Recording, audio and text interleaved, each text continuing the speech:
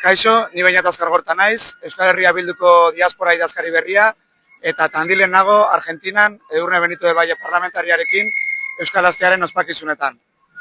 Oso hunkigarria izan da atzerria eta erbestea ezagutu dituztenak eta beraien ondorengoak ezagutzea, eta bereziki hain antolatuta eta indartsu daudela sentitzea. Gainera, guk garrantzi estrategikoa aitortzen diogu diasporari, gure nazioaren aitortzan, munduan zehar, eta baita ere gure herriaren kanpo proiekzioan. Eta horregatik uste dugu merezi duen tokia eskaini behar diogula gure lan politikoan ere bai. Eta bueno, horren bestez agur bat bidaltzen diogu mundu osoko euskal diasporari eta egongo gara. Kaixo, hemen gaude Tandilen Euskal Astea ospatzen eta egia esan oso aste polita izan da eta probetxuzkoa ere.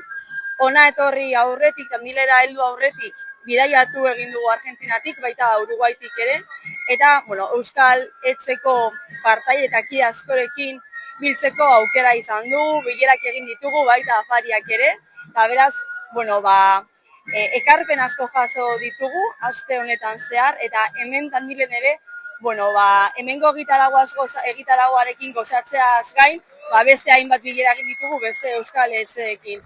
Esan bezala, guretzat oso aste berezia da, garrantzitsua da, hemengo jendearen kezkak ekarpenak jasotzeko, eta orain dagokigu jasotako eta entzun ditugun ideia guztiak batu, bildu, eta Euskal Herrian, parlamentuan ere, horren alde lan egiteko saiakera egitea. Esan bezala, gaur Tandilen gaude, azken eguna da, harreman politiko asko egin ditugu, baita emozional asko ere, eta berriro errepikatuko dut, hemendik aurrera lan egitea dagokigu diasporaren alde.